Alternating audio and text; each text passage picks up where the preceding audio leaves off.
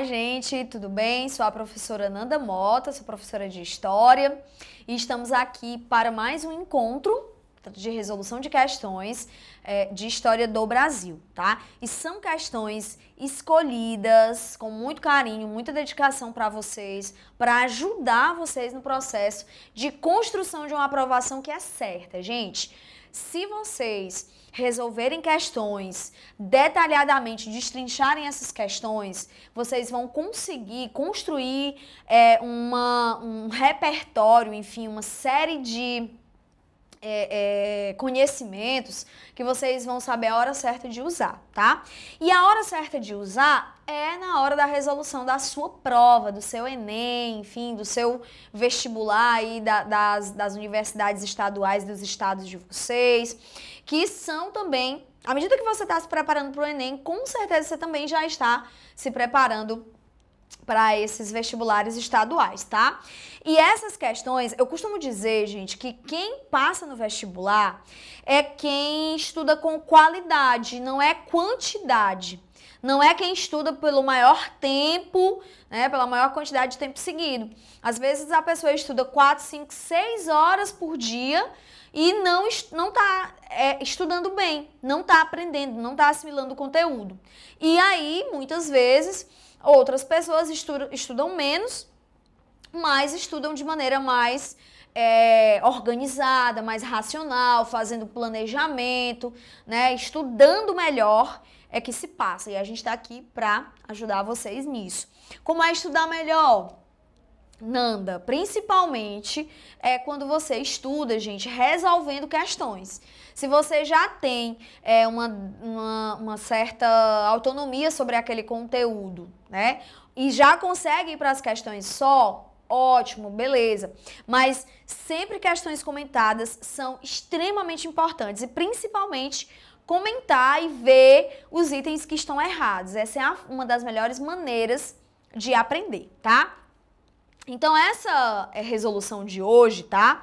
Ela vai ser voltada para uma temática que sabe, é uma enxurrada de questões no Enem todos os anos sobre essa temática, que é a escravidão africana no Brasil. Escravidão africana no Brasil, ela inicia principalmente com o processo o processo das capitanias hereditárias, o processo do ciclo econômico açucareiro. Essa mão de obra africana ela vai ser utilizada no Brasil, primeiro porque gerava um comércio muito lucrativo. Segundo, porque os africanos, eles acabavam chamando a atenção por conta do seu porte físico. Aqui no Brasil, os índios, eles conheciam o território, então para eles fugirem era muito mais fácil do que os africanos que estavam vindo de outro continente, né? Que lá da África, como eles vinham de vários lugares diferentes e lá existia uma enorme diversidade linguística, aqui na América também existia, mas os africanos vinham para cá, vinham de lugares diferentes e vinham para o Brasil sem conseguir se comunicar de maneira eficiente. Para eles, enfim, organizarem uma fuga era muito mais difícil, né? E os indígenas não, os indígenas eles já tinham aí uma certa expertise com relação a isso. Então, o que é que nós temos? Para os europeus, a escravidão africana ela foi muito mais interessante, ela foi muito mais lucrativa, principalmente, e também foi mais lógico para eles utilizarem aqui essa mão de obra africana, porque dificultava, enfim, o processo de comunicação, de fuga e etc, ok? Sem falar que os indígenas, eles resistiram muito ao processo de escravidão. E a favor, né, gente, entre aspas, dos indígenas, a gente ainda vai ter a questão dos padres jesuítas que tinham um interesse muito grande na catequização daqueles grupos, tá certo? Então, com essas informações, a gente vai começar essa primeira questão, tá? É uma questãozinha de 2013 que diz o seguinte: o caso de uma Rosa Gomes, escrava do alferes José Gomes de Barros, muito conhecida no tempo, a escrava diligente havia juntado pecúlio para comprar 4 escravos a crédito, incluindo uma mãe e filho. No entanto, os alferes, seu senhor, não ajustava preço para a Rosa comprar a própria liberdade, lançando valores fantásticos e reais.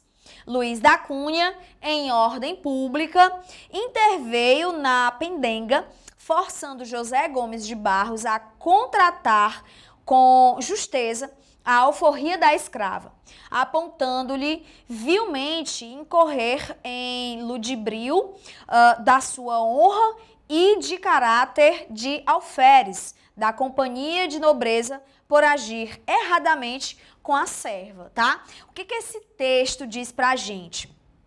Ele é um texto que faz com que a gente reflita sobre o processo de escravidão no Brasil, mas era um processo de escravidão contendo algumas peculiaridades que muitas vezes passa despercebido da gente. O que esse texto está trazendo pra gente? É que a escrava, gente, esse caso da escrava Rosa Gomes, é um caso, enfim, que se repetiu muitas vezes na história do Brasil. Escravos que conseguiam acumular ao longo das suas vidas uma determinada quantia de dinheiro onde eles podiam comprar a sua alforria, a sua liberdade. Olha o que ele diz. Havia juntado pecúlio. O que é esse pecúlio, gente? É dinheiro, tá? Esse dinheiro para utilizar para a compra da sua alforria. O que era essa alforria, gente? Nada mais era do que a sua liberdade. Então, esses escravos, eles podiam... era muito mais fácil um escravo dos centros urbanos conseguirem comprar a sua alforria. Por quê? Ele era escravo de alguém, mas ele podia ali prestar um serviço uma vez ou outra para alguém. Ele era emprestado pelo seu dono para um amigo e aquele amigo dava um agrado, ou ele vendia enfim, existiam patrões que deixavam o escravo ir vender alguma coisa na rua e depois ele voltava. Os escravos urbanos, né, os escravos das cidades, os escravos das cidades, eles não eram... dependia também muito da relação que eles construíam com os seus donos, né? Mas muitas vezes eles conseguiam juntar uma quantidade, um valor, e eles compravam a sua alforria. E se o dono, como disse no texto, ficasse fazendo aquele corpo mole, enfim, para vender, existia um amparo legal, né? Existia, óbvio, né, gente, que era muito difícil isso acontecer, mas existia a lei de que o escravo podia recorrer na justiça o direito de comprar a sua liberdade. Agora, isso era muito difícil, era um processo, enfim, que era a todo custo dificultado pelo dono ou às vezes até pelos amigos que estavam ali à frente da jurisprudência, tá? E aqui eu trouxe uma imagenzinha só pra gente dialogar, né? A gente tem aqui, ó, liberdade, a legenda da foto. Liberdade é muito bom, mas criou... ficou bem pequenininha a imagem, gente, enfim, mas criou calos que é o diabo, mais ou menos assim, tá? Ou seja, olha o que é que essa imagem traz. Você vê aqui, provavelmente, uma pessoa negra, tá? Ela tá descalço, mas ela tem um calçado perto dela. Ela tirou o calçado, né? Enfim, para ali fazer uma massagem no pé ou alguma coisa, mas por quê? Escravos que andavam, pessoas negras que andavam descalços eram sinônimos de que elas ainda eram escravas. Quando andavam calçados é porque elas já tinham conseguido a sua liberdade. Mas ele está ironizando aqui na imagem, né?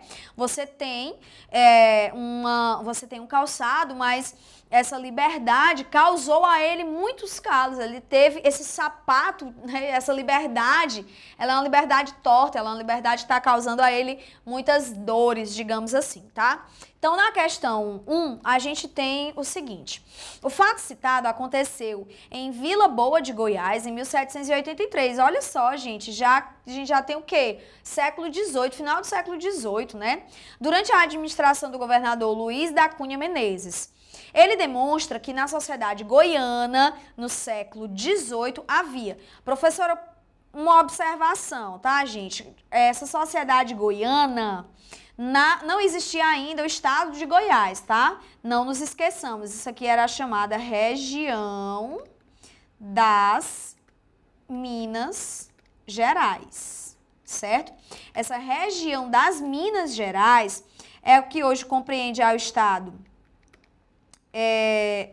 estado do Rio de Janeiro, o estado de São Paulo, o estado de Goiás, Mato Grosso do Sul, toda aquela região. Então, o item A diz o seguinte, essas relações, né, essa sociedade goiana, enfim, era marcada pelo quê? Havia uma concepção de escravidão que permitia ao escravo negro uma considerável margem de ação econômica. Sim, né, gente? Essa margem de ação econômica era que lhe permitia juntar esse certo pecúlio para comprar a sua liberdade.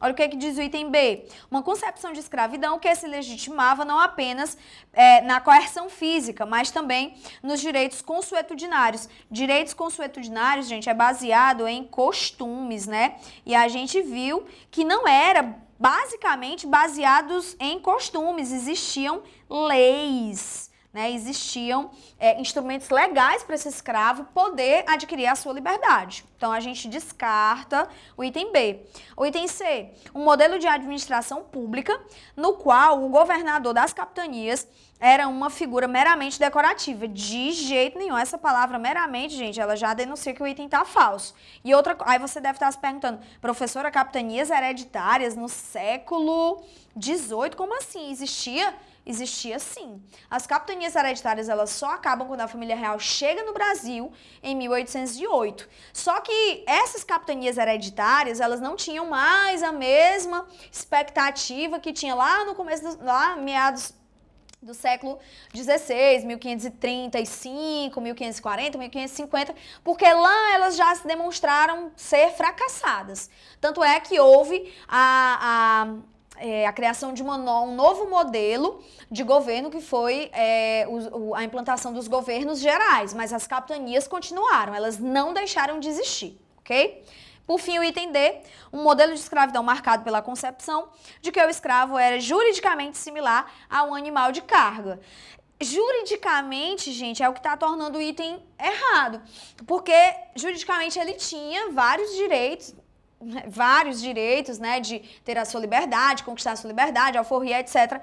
Essa questão de que ele era similar a um animal de carga era mais nas relações práticas, né, essas relações mais cotidianas, tá? E não juridicamente, ok? Então, a gente tem como item correto dessa questão o item A de amor, tá? Então, não nos esqueçamos desse itemzinho A.